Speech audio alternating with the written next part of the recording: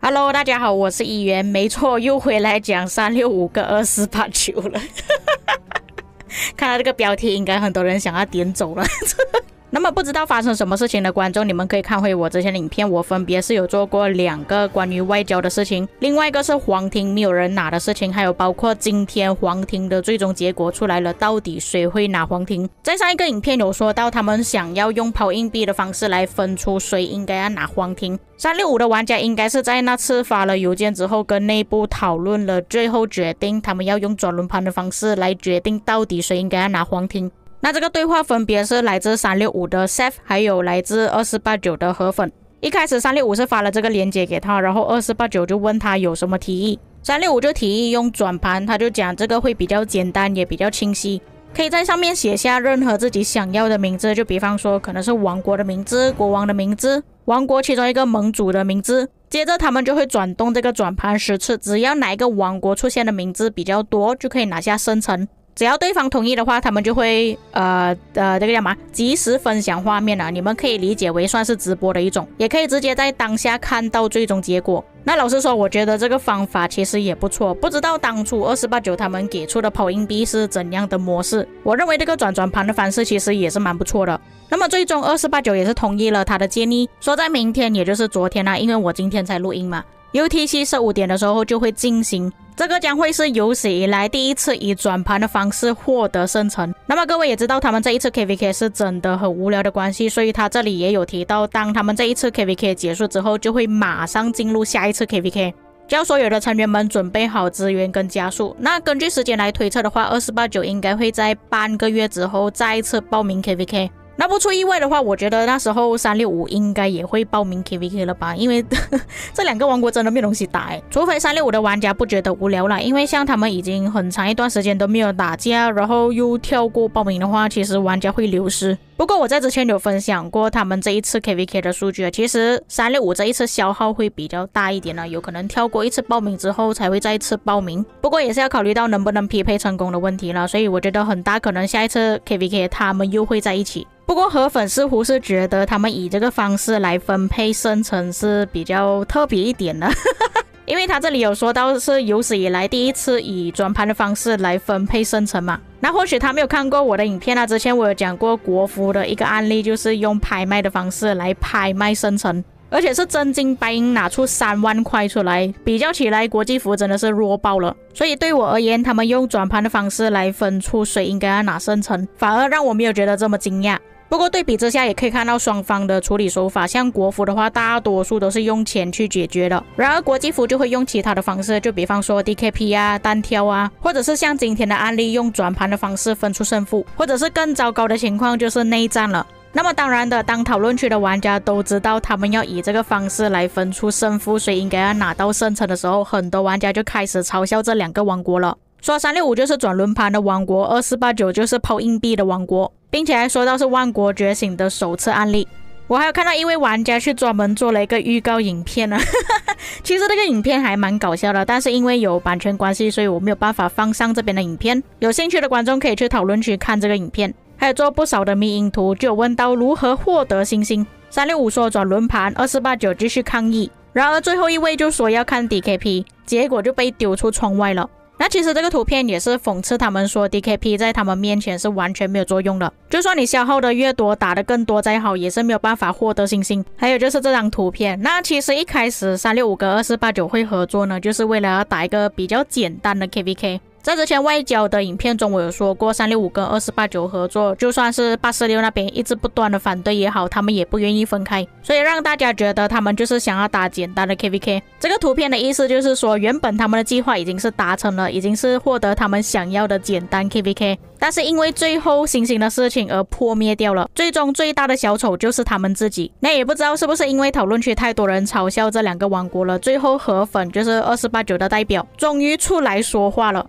根据河粉所写的东西呢，看来他应该是忍了很久，实在是忍不下去了，所以最后就写出了这一篇东西。内容就有说到，首先你在谈论别人的事情之前，请先了解事实，不要直接把整个王国拖下水，让他来教育你。2489和365选择了结盟，但是对于2489来说，他们是有选择水阵营的，这个在之前的影片中我有说过。这边还有括弧写到，而且那时候846给出的提议就是当他们打完 KVK 如果是赢的情况下，846会直接让圣城给2489，但是2489因为跟365之间的友谊而选择了拒绝水阵营，也就是846。因此说2489是想要一个简单的 KVK， 这个完全是错误的。他们会选择365是因为他们之间的关系就是可能感情很好啊，所以跟他合作。那么详细的内容我在之前的影片有说过了，而且里面的对话截图全部都有放出来，有兴趣的观众可以看回之前的影片，这边就不多做说明了。第二个重点，只要你是用眼睛看都可以很容易看到，如果2489跟水阵营或者是跟365合作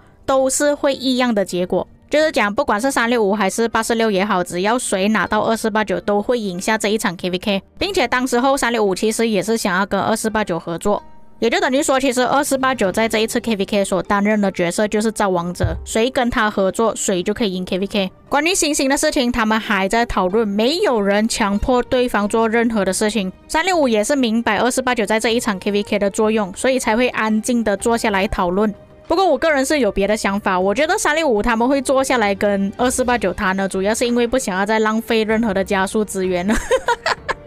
没有必要为了星星就再打过吧，是不是？而且我相信在座的各位如果有更简单的方式，当然会选择更简单的方式来处理吧，对不对？那么最后他再三强调不要把任何的事情都怪罪在2489身上，他认为他们只是做了对他们的盟友也就是365还有王国本身最好的事情。假设你想要挑战2489，那么请你报名 KVK， 不要只是会在脸书上嘴炮而已，像个真正的男人在战场上见面。坦白说我是认同和分的，他们要以怎样的方式去分配奖励的话，这个是他们的事情嘛，对不对？确实其他玩家无权干涉，但是你没有办法控制我们要去讨论这件事情，因为像他们这样子的先锋王国，不管是什么大小事情也好，只要传出去都会有玩家讨论的，这个是没有办法避免的问题啊。这个在先锋王国其实很常见的，像我之前做960的 KVK 的时候也是一大堆人在里面讨论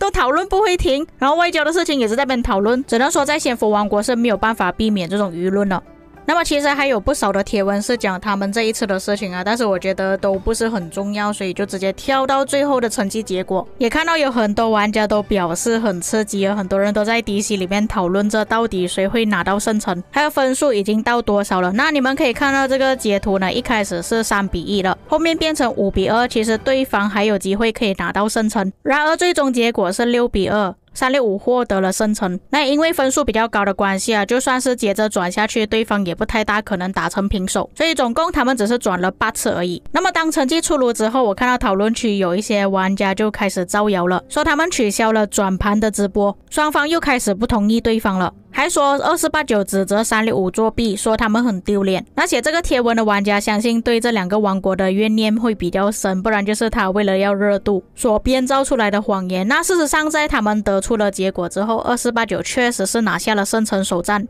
在他们拿到了首战奖励之后，不到半个小时他们就把周围的旗帜给撤开，接着把皇庭让给了365，所以并没有任何的争执，没有吵起来，没有内战，双方都接受并且承认了结果。不过不管结果怎么样，大家还是会在讨论区说他们的事情，还有玩家继续的说到2489又再次没有拿到星星了，尽管88是已经离开了2489，但是诅咒一直留在2489。也有不少玩家恭喜365是已经拿到了圣城，然后还有说到这一次的故事总结，请根据 KVK 的数据，尽管你是已经尝试了转10次转盘，但是你依然没有办法改变命运。这里说的就是2489啊，因为他们的数据其实真的比较起365就没有这么好，尽管他们是用这个方式有机会可以让自己获得圣城了，但是最后的结果依然还是一样的。他还专门做了这张图片，这个图片是真的非常讽刺。有史以来第一个先锋王国在拿到了圣城之后又再失去圣城。那第一个我认为他所指的就是在之前打奥尔良之围的那场 KVK， 原本他们应该要赢了那一场 KVK， 但是因为敌人他们不肯放弃的关系，持续战斗了10天左右，最后2489撑不住，在拿了圣城的首战之后就撤退了。